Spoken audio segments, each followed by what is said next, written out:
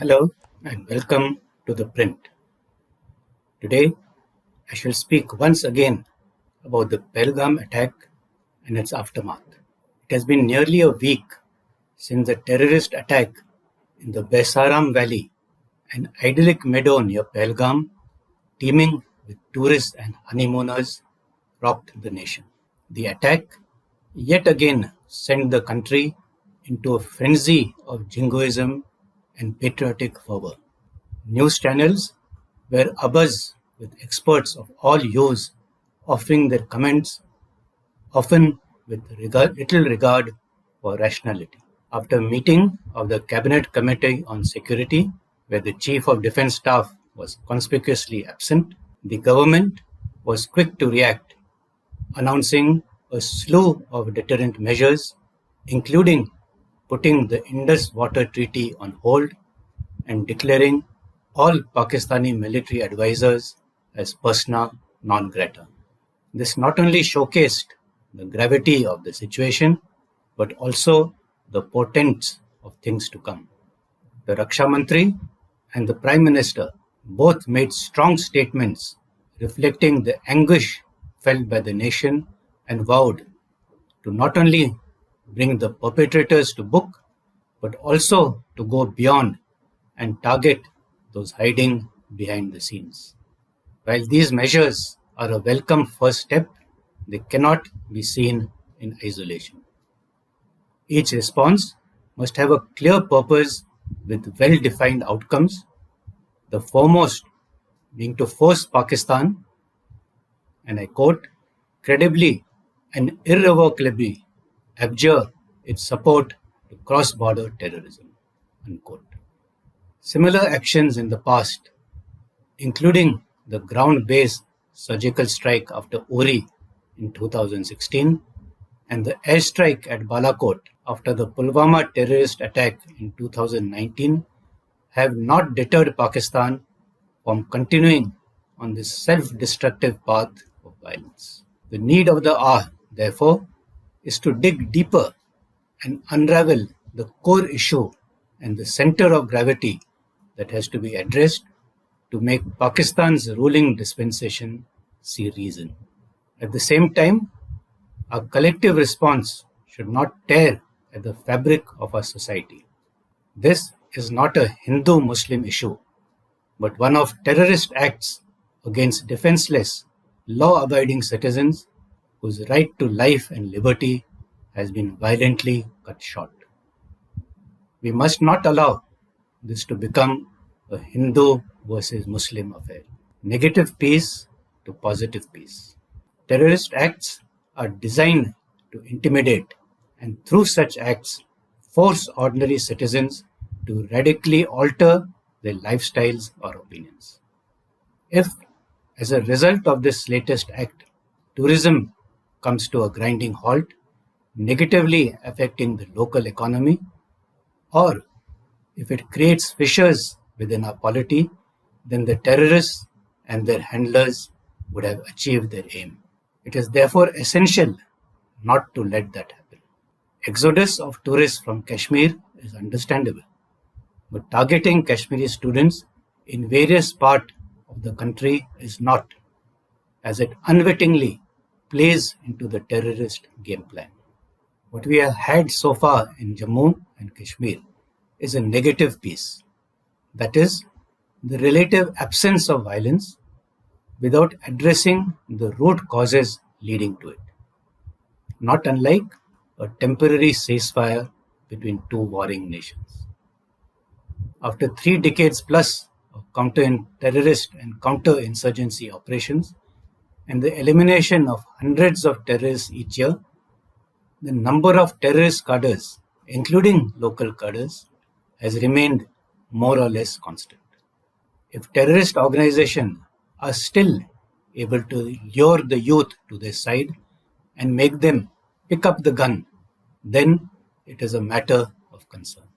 There is a need, therefore, to introspect, as the final solution has to be a political one if we are to achieve a longer lasting positive peace, namely removing the root causes of the problem.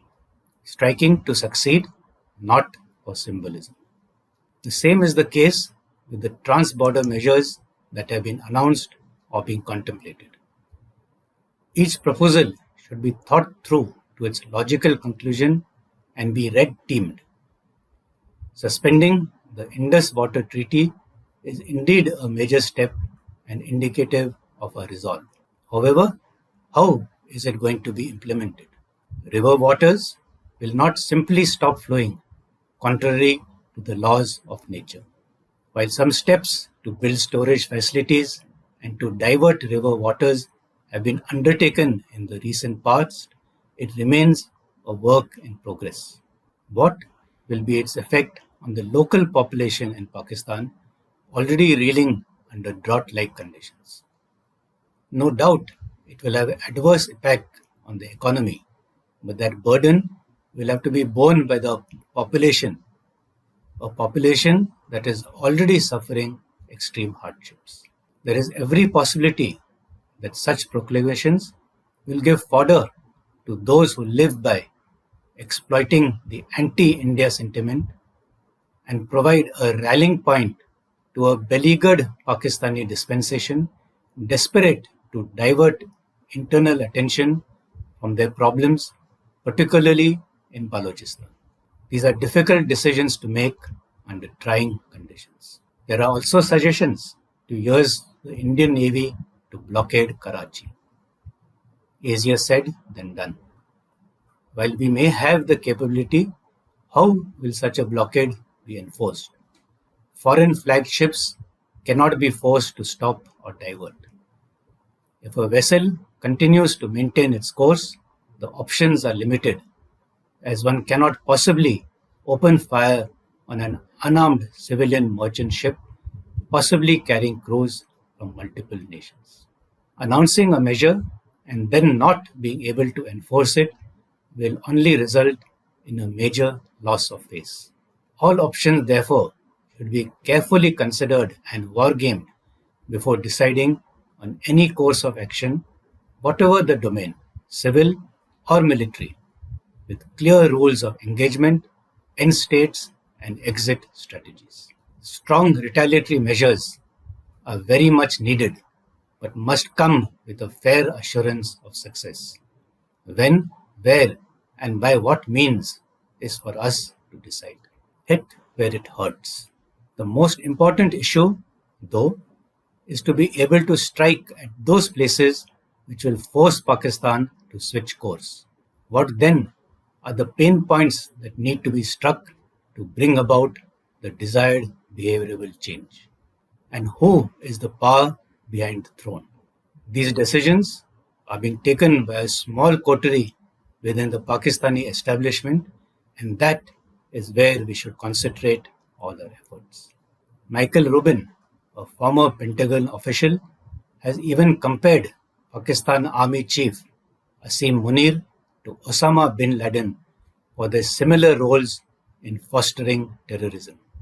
Designating and sanctioning people and organizations that sponsor terrorism using a considerable global goodwill is a good place to start. The kith and kin of those supporting terrorism should then be forcibly deported if they are studying or living abroad. We have to hit where it hurts. The issuance of international arrest warrants against known officials will have a salutary effect, as in the case of former Philippine President Rodrigo Duterte, who was arrested in March 2025 under an International Criminal Court mandated warrant. Only when cornered with nowhere to run and isolated globally will the Pakistani leadership come to its senses. Identifying and sanctioning these people is the real challenge.